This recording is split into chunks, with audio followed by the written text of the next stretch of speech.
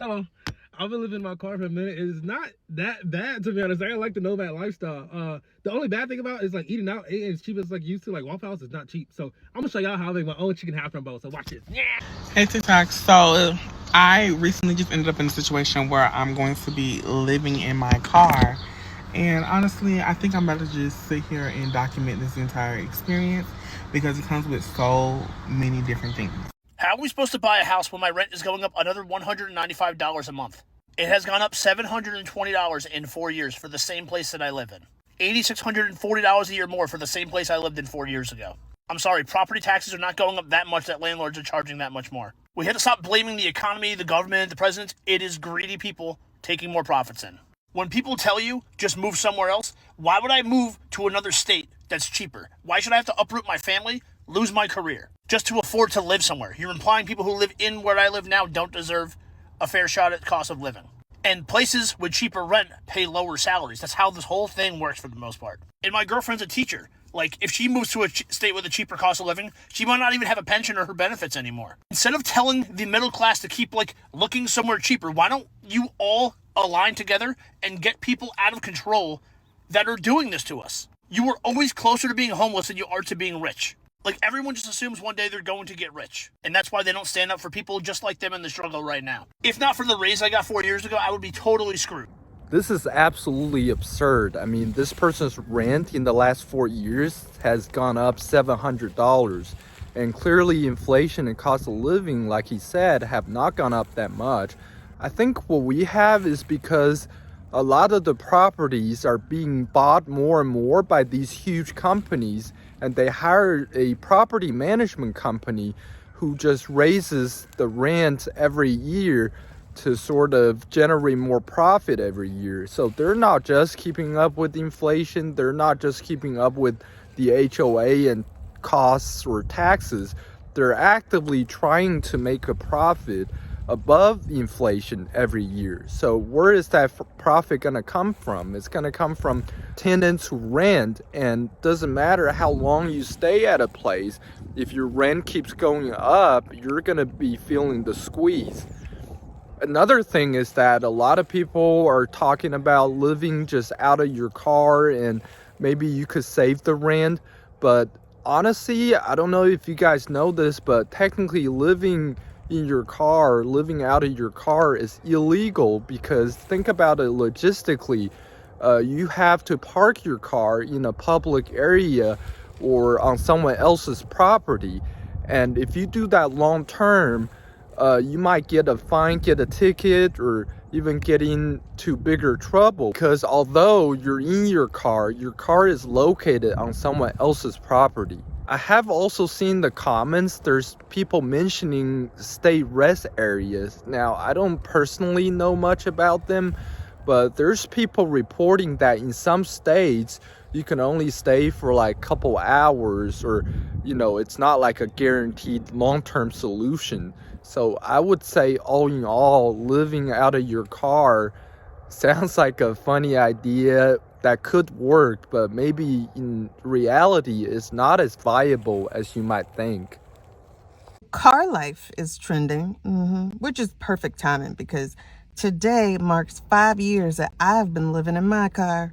So let's take it on back. Hey man, I don't blame him. Rent is getting fucking expensive out here, bro. I might do that shit too. I'm not gonna say too much. I'ma just say that's crazy.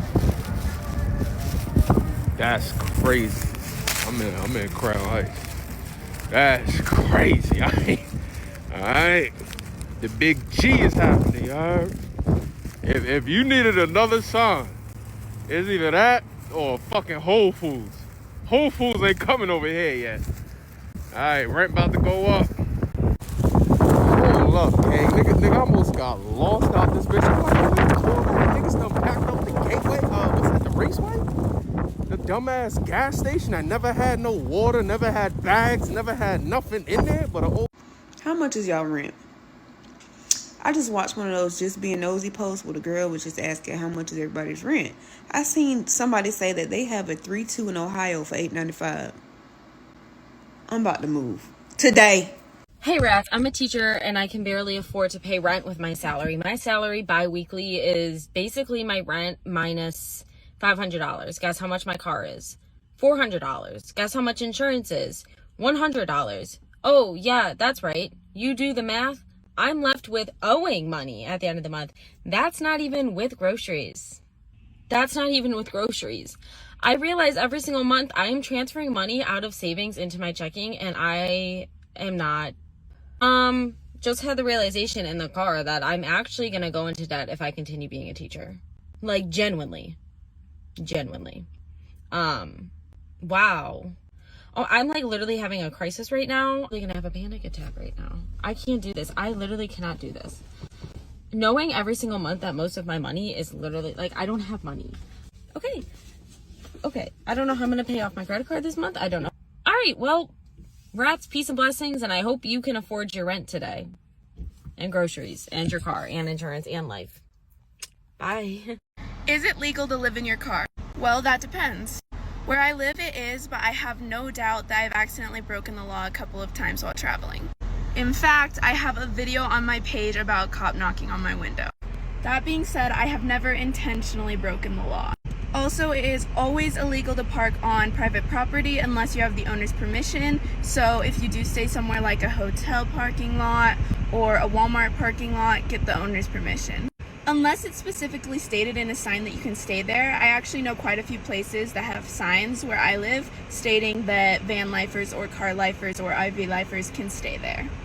Anyways, it totally depends on the state, and I encourage all of you guys to study your area before moving into your vehicle. This girl is right. I think it definitely depends on the state. I mean, it definitely varies a lot state by state, whether you could live out of your car. But I think the bigger picture here is that something that you really want to do? You have to really think hard about it. Because while you're saving some money in rent, and don't get me wrong, it is a lot of money these days in a lot of cases. The cost of living has been going crazy in more expensive states, but you're constantly going to be living in fear of maybe people breaking into your car and potentially even getting harmed. But also just from the cops. I mean, you could have a police officer knocking on your window when you're sleeping like 2 a.m. So are you gonna get any good rest? I mean, I know for me personally, I'm a pretty light sleeper as is. And if I have to worry about getting a knock on my window every night when I'm sleeping, it's probably not gonna be very doable. Let me know what you guys think in the comments. Since I've been living in my car, it's been one of the most degrading, humiliating, and embarrassing things I've ever had to do. Because for those that know me, know that I've always handled my business. I've always taken care of my daughter and busted my butt to make sure I would never, ever, ever be in this position. But the reason why I say it's disgusting is because, number one, I have a bathroom trash can in the backseat with tissue and wipes, stuff like that I have to pee in. You know how disgusting I feel? Do you know how disgusting I feel having to sneak, like, look to this right, look this way, make sure can't nobody see me? And I can only do it at nighttime. I don't do it in the daytime because you can see in my car. So in the daytime, I have to go to gas stations. Anyways, also, climbing over this seat, diabolical. Also, it's cold as hell right now. And I can't just have my car running because gas. Also, I also need an oil change right now because I have had to have my car running like I have. Just because you pay more in rent does not mean you get luxury. I know so many people who complain all the time about how apartment complexes want to charge $1,600, $1,700 for one-bedroom apartments. More money spent on rent does not mean that you're getting everything that you should be getting out of living in a nice apartment complex. And can we talk about how people don't like to accept the fact that it is in our best interest to live within our means, even if we don't get the flyest of the flyest layouts? What are some of the things that you look for when you're apartment hunting or when you're deciding how much you are willing to pay for an apartment? What are the things that you absolutely have as a non-negotiable for what has to be in your apartment, what has to be in your home, what can't be left out? Because I recently watched a video about Keith Lee talking about how they did his bathroom. They had to dig up the tub or do something like that because it was mold. Why are you renting? Save up your money and buy a house.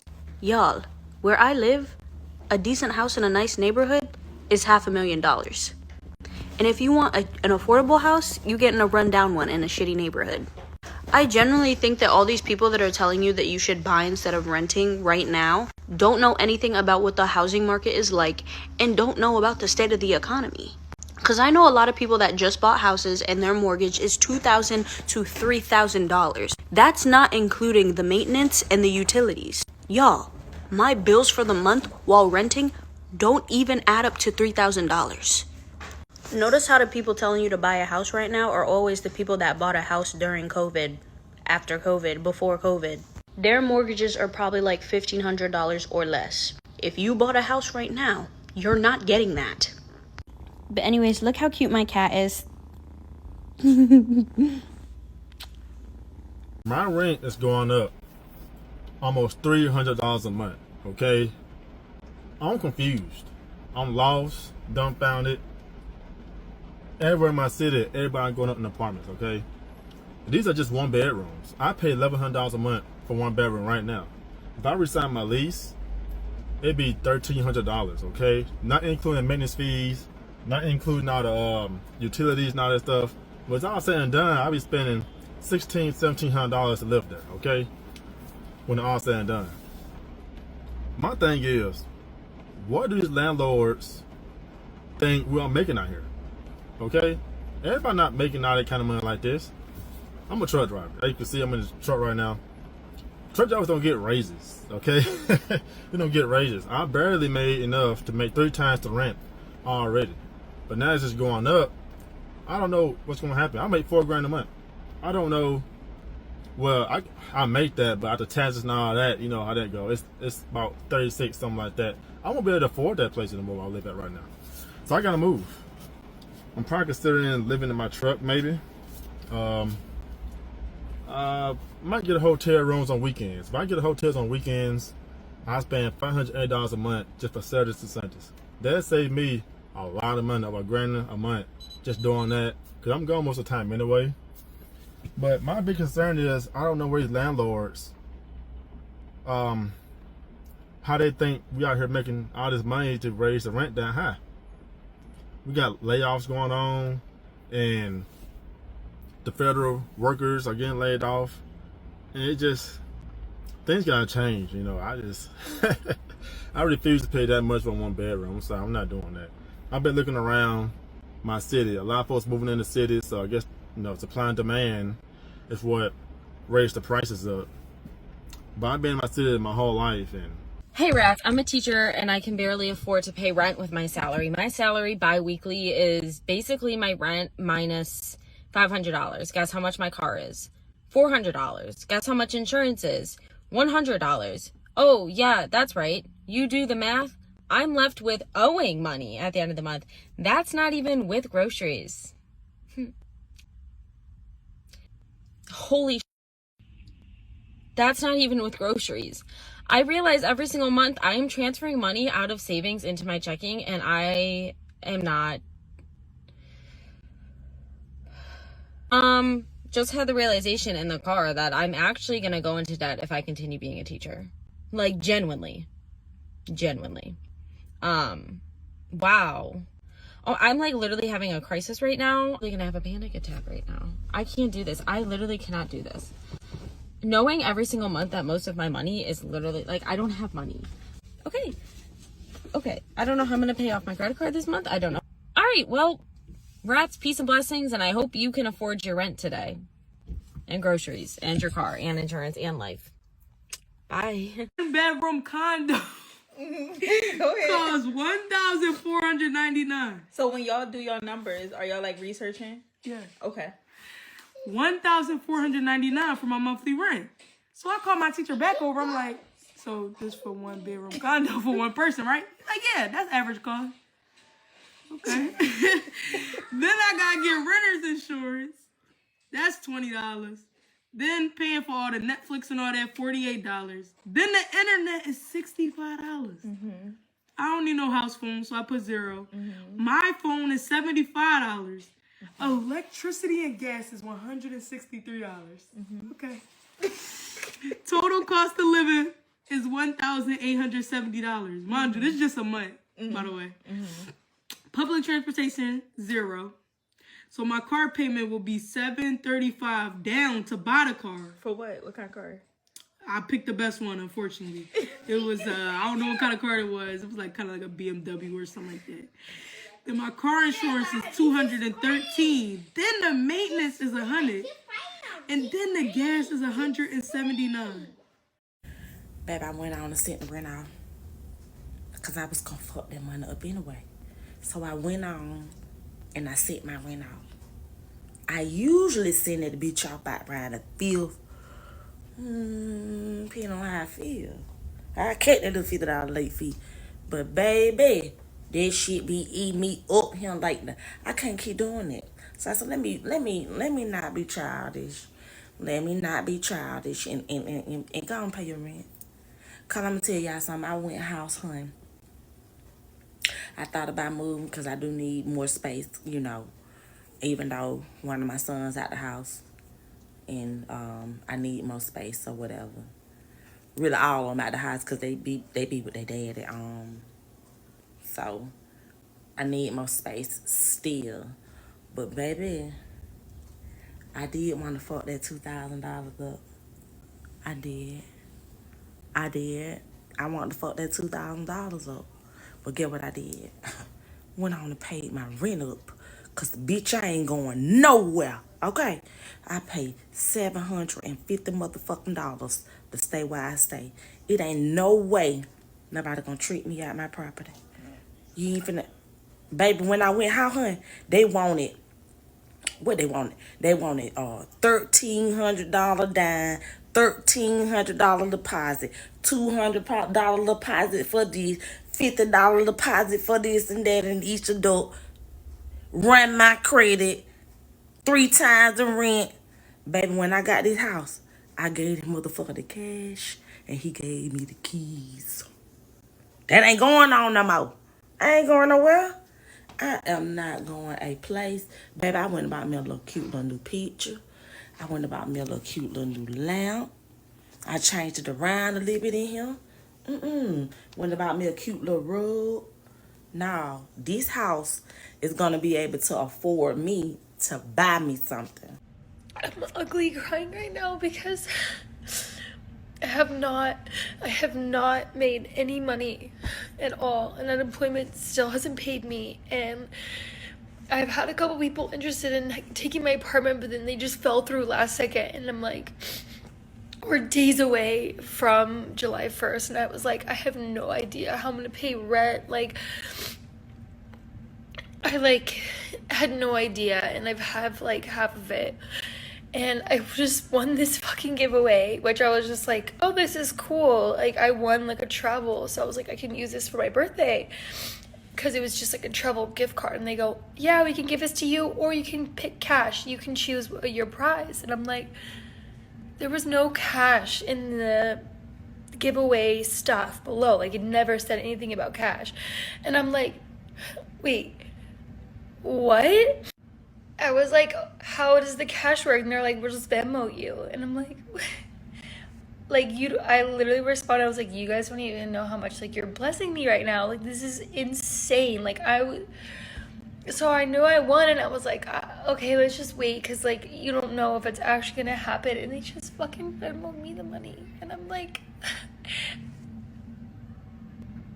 I really needed it. And I'm just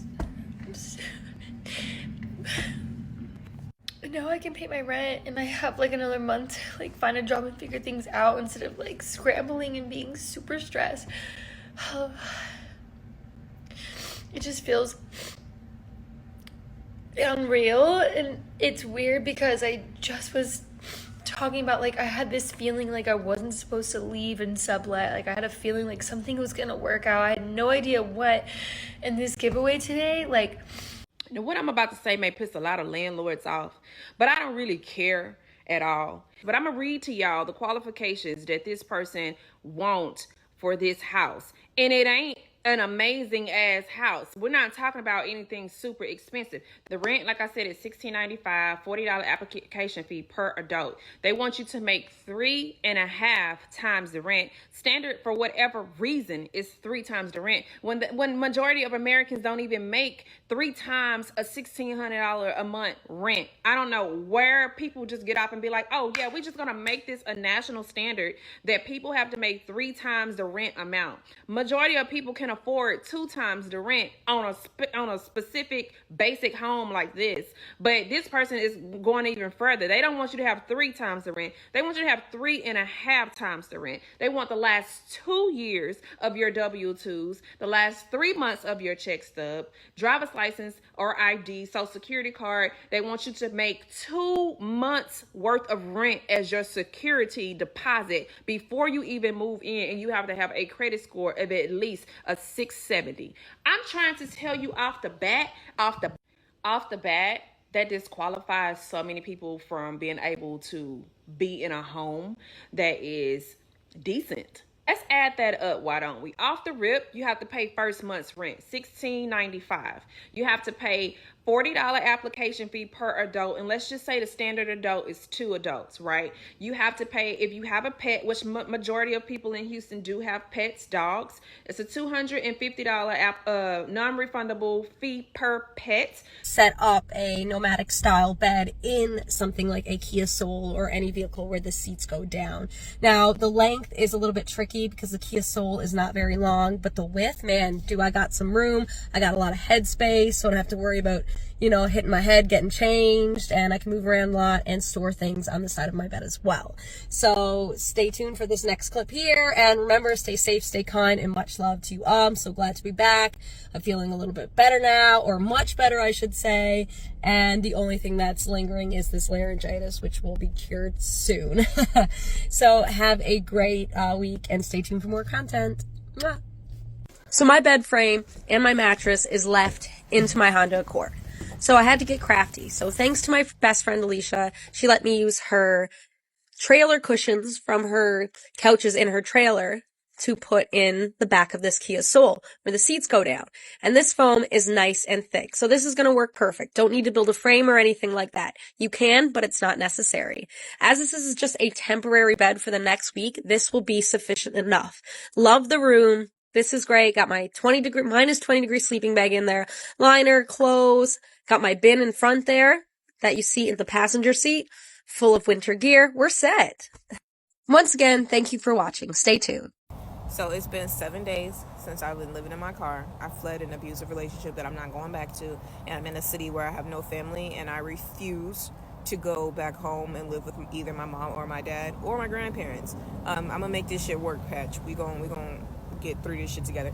But I am surprisingly doing so good. I'm pretty sure it's because I have God on my side, and I know that God is leading me. I'm literally following this divine light. I'm not doing anything on my own because God is good and I listen to him.